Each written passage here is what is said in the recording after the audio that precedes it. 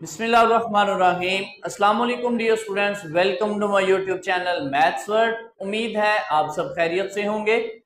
Student, आज हम हमारी एक्सरसाइज 14.1 फर्स्ट ईयर का नया मैथमेटिक्स का जो कोर्स है, इसमें एक्सरसाइज 14.1 का क्वेश्चन नंबर 11 डिस्कस करने जा रहे हैं। क्वेश्चन नंबर 11 है कि find the direction cosine of the given vector. इसका हमने डायरेक्शन कोसाइन फाइंड करना है, सेम एज इट जिस तरह हमने क्वेश्चन नंबर 2 के अंदर किया था। तो डायरेक्शन कोसाइन के लिए सबसे पहले हमें चाहिए मैग्नीट्यूड, तो हम इसकी मैग्नीट्यूड फाइंड करेंगे। तो ये आ जाएगा u की मैग्नीट्यूड, और मैग्नीट्यूड के लिए i के कोफिशिएंट का स्क्वायर, j के कोफिशिएंट का स्क्वायर और k के कोफिशिएंट का स्क्वायर। तो ये आ गया जी 36 प्लस 9 प्लस 4। तो ये स्टूडेंट हमारे पास आ जाएगा 49, और 49 किसका स्क्वायर रूट होता है? 7 का। तो ये हमने क्या फाइंड कर ली? इसकी मैग्नीट्यूड। मैग्नीट्यूड फाइंड करने के बाद आपने फाइंड करना है इसका यूनिट वेक्टर, और वहीं से हम इसके फिर डायरेक्शन को साइन फाइंड करेंगे। यूनिट वेक्टर हम लिखेंगे 9। यूनिट वेक्टर का फॉर्मूला क्या होता है? वेक्टर ओवर वेक्टर की मैग्नीट्यूड। अब आपके पास जो वेक्टर है, वेक्टर आपके पास क्या है? वेक्टर आपके पास u ये गिवन है -6i plus 3j plus 2k, और डिवाइडेड बाय मैग्नीट्यूड कितनी आई है? 7। ये हमने इसका यूनिट वेक्टर फाइंड कर लिया। अब हमने क्या करना है जी? इसका फाइंड करना है डायरेक्शन कोसाइन। तो डायरेक्शन कोसाइन के लिए हम क्या करेंगे? बहुत ही आसान तरीका है। Direction cosine,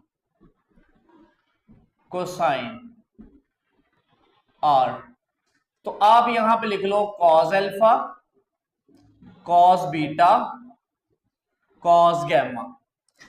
direction cosine find करने होते हैं, इसको आप एक स्टेप जो है अलग-अलग भी डिवाइड करके लिख सकते हैं। -6/7i plus 3/7j plus 2/7k, यानी इस तरह भी आपको जो है इस वेक्टर को अलग-अलग डिवाइड करके भी लिख सकते हैं। अब डायरेक्शन कोसाइन जब लिखने हैं तो जो i के साथ कोफिशिएंट होता है वो क्या होता है? कॉस अल्फा, यानी -6/7। उसके बाद जो j के साथ होता है वो कॉस बीटा होता है, वो आ गया 3/7, और जो k के साथ है वो गैमा आ गया 2/7। और यही स्टूडेंट आपके पास इसके डायरेक्शन कोसाइन है। नेक्स्ट स्टूडेंट, सेकंड पार्ट है हमारे पास, वेक्टर v गिवन है, तो इसके भी हमने डायरेक्शन कोसाइन फाइंड करने हैं। तो सबसे पहले इसकी मैग्नीट्यूड फाइंड करें जी। वो आ जाएगा हमारे पास i का जो कोफिशिएंट है उसका स्क्वायर, जो j का कोफिशिएंट है उसका स्क्वायर, और जो k का कोफिशिएंट है इसका स्क्वायर। तो ये आ गया 16 प्लस 4 प्लस 25, और इसका स्क्वायर रूट। तो ये आ जाएगा हमारे पास जी 45 v का मैग्नीट्यूड। 45 आपके पास इसकी मैग्नीट्यूड आ गई। अब आपने क्या करना है कि आप इसको लिख लो यूनिट वेक्टर, फाइंड कर लो अब इसका। तो यूनिट वेक्टर क्या आ जाएगा? वेक्टर ओवर वेक्टर की मैग्नीट्यूड। वेक्टर आपके पास ये गिवन है, वेक्टर आप लिखें तो आपके पास आ जाएगा जी 4i plus 2j minus 5k, divided by magnitude कितनी है आपके पास? के रूट 45। सही हो गया। वेक्टर को वेक्टर की मैग्नीट्यूड से आपने डिवाइड कर दिया। अब आप अलग-अलग इसको डिवाइड कर ले तो वो आ जाएगा जी आपके पास 4/45i plus 2/45j minus 5/45k। ये आपने अलग-अलग सबको 45 के साथ डिवाइड कर दिया। अब आपने लिखने हैं डायरेक्शन कोसाइन, तो हम लिखते हैं जी डायरेक्शन कोसाइन। डायरेक्शन कोसाइन क्या होंगे?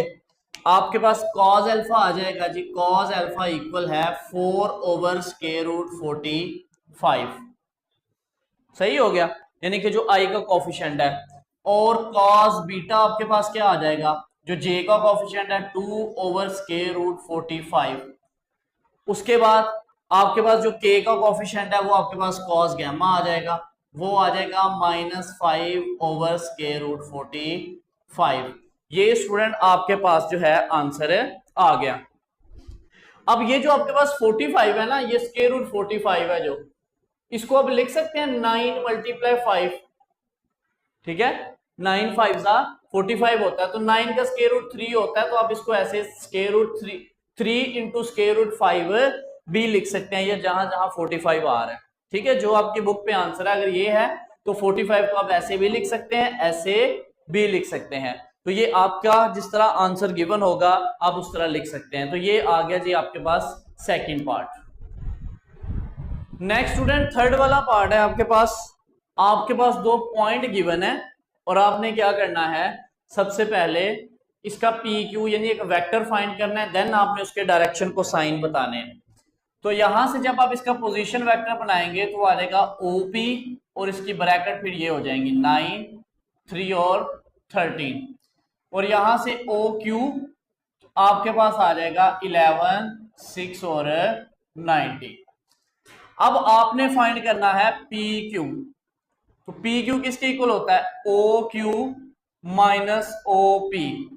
ओ क्यू आपके पास क्या है, ये गिवन है 11 6 19 माइनस ओ पी क्या है, वो ये गिवन है 9 3 और 13। तो यहां से इनको माइनस करें तो आ जाएगा 11 माइनस 9 6 माइनस 3 और 19 माइनस 13। तो ये आपके पास आ गया 11 में से 9 माइनस किए तो 2, 6 में से 3 किए तो 3, 19 में से 13 किए तो 6। तो इसको जब वेक्टर की फॉर्म में आप लिखेंगे तो वो आपके पास आ जाएगा 2i + 3j + 6k। तो ये बेसिकली आपके पास आ गया वो वेक्टर। अब आपने क्या करना है, इस वेक्टर की मैग्नीट्यूड निकाल लें। तो मैग्नीट्यूड निकालेंगे तो आ जाएगा जी पी क्यू की मैग्नीट्यूड, वो आ जाएगा आई का कोफिशिएंट क्या 2 इसका स्क्वायर + 3 का स्क्वायर + 6 का स्क्वायर। तो ये आ गया 4 + 9 + 36। तो ये आ गया जी 49। तो 49 किसका स्क्वायर रूट होता है, 7 का। तो ये स्टूडेंट आपके पास आ गया पी क्यू की मैग्नीट्यूड। अब आपने यूनिट वेक्टर फाइंड करना है। तो पी क्यू को आप ना कोई नाम भी दे सकते हैं। लेट्स से मैं पी क्यू को ना नाम दे देता हूं, को वेक्टर यू कह देता हूं, सही हो गया। तो ये मेरे पास कितना आ गया 7, यानी इसकी मैग्नीट्यूड क्या आ गई 7 आ गई। अब आपने यूनिट वेक्टर फाइंड करना है। नाउ यूनिट वेक्टर बराबर आ जाएगा वेक्टर ओवर वेक्टर की मैग्नीट्यूड। ठीक है, इस पी क्यू को आप कोई वेक्टर यू भी कह सकते हैं, या आप अपनी आसानी के लिए इसको कह सकते हैं। ठीक है, अब नेक्स्ट वेक्टर लिखो जी। वेक्टर आपके पास क्या है यू, वो ये है 2i + 3j + 6k divided by magnitude कितनी है 7। अब आप अलग अलग मैग्नीट्यूड के साथ डिवाइड कर दें तो आपके पास आ जाएगा जी यू वेक्टर की यूनिट वेक्टर आ जाएगा 2/7i + 3/7j + 6/7k। सही हो गया। अब आपने लिखने हैं डायरेक्शन को साइन, डायरेक्शन को साइन। तो डायरेक्शन को साइन आपके पास क्या आएंगे, कॉस अल्फा जो आई के साथ है 2/7, उसके बाद कॉस बीटा जो जे के साथ है 3/7, उसके बाद कॉस गैमा जो आपके पास के साथ है 6/7। तो ये स्टूडेंट आपके पास था क्वेश्चन नंबर 11, जिसके तीनों पार्ट्स जो हैं वो हमने 1 बाय 1 डिस्कस कर लिए। नेक्स्ट स्टूडेंट क्वेश्चन नंबर 12 है। क्वेश्चन नंबर 12 हमें क्या कहता है कि हमारे पास 45 डिग्री, 45 डिग्री और 60 डिग्री एंगल्स गिवन है, तो हमने चेक करना है कि क्या ये डायरेक्शन एंगल है या नहीं है। हमें यहां पे एक फॉर्मूला यूज करेंगे, हम लिखेंगे G S cos square alpha plus cos square beta plus cos square gamma equal होता है 1 के। इस फॉर्मूले का इंशाल्लाह आपको जो है वो प्रूफ भी मैं करवाऊंगा कि फॉर्मूला बनता कैसे है। यहां पे हमने अल्फा बीटा गैमा, यानी ये अल्फा है और ये हमारे पास अल्फा हो गया, ये बीटा हो गया, ये गैमा हो गया, ये तीनों एंगल्स हमने यहां पे पुट करने हैं। तो अगर हमारे पास आंसर आ गया 1, ठीक है, अगर आंसर क्या आ गया 1, तो हम कह देंगे कि ये डायरेक्शन एंगल है। अगर आंसर 1 ना आया तो हम कहेंगे कि ये डायरेक्शन एंगल नहीं है। तो आप यहां पे लिख दें जी, आपके पास आ गया। आप लेफ्ट हैंड साइड कंसीडर करके भी कर सकते हैं और डायरेक्टली भी इसके अंदर पुट कर सकते हैं। तो अगर आप डायरेक्टली पुट करें तो ये आ जाएगा जी कॉस अल्फा की जगह 45 ऊपर स्केयर, यहां भी आ गया कॉस बीटा की जगह 45 और ऊपर स्केयर, कॉस गैमा की जगह 60 डिग्री ऊपर स्केयर इक्वल टू 1। 45 आपके पास होता है 1 ओवर स्केयर रूट 2 इसका स्केयर, 1 ओवर स्केयर रूट 2 इसका स्केयर, 60 डिग्री पे कॉस होता है 1 ओवर 2 इसका स्केयर इक्वल टू 1। स्केयर और स्केयर रूट कैंसल तो 1 ओवर 2, स्केयर और स्केयर रूट कैंसल तो 1 over 2 plus 1 over 4 equal to 1। यहां पे आप इसका एलसीएम ले लें, वो क्या आ जाएगा 4, 2 2 से 4 होता है, 2 आया 1 से मल्टीप्लाई हुआ तो 2, यहां भी 2 और यहां 1, ये आ गया 5 ओवर 4 इक्वल टू 1। तो क्या लेफ्ट साइड का आंसर राइट के बराबर आया? नहीं आया। तो इसका मतलब है कि अल्फा बीटा गैमा जो हमारे पास है, यानी कि 45 डिग्री, 45 डिग्री और 60 degree are not direction angle, कि ये डायरेक्शन एंगल नहीं है। सही हो गया, ये हमने चेक कर लिया कि अगर हमारा आंसर 1 आ जाता तो हम कह देते कि ये डायरेक्शन एंगल है। सेकंड पार्ट है, सेकंड पार्ट है जी 30 डिग्री, 45 डिग्री, 60 डिग्री। तो यहां पे भी पहली वैल्यू अल्फा है, दूसरी बीटा है, तीसरी गैमा है। तो फॉर्मूला आपके पास क्या है? Cos square alpha plus cos square beta plus cos square gamma equal to 1।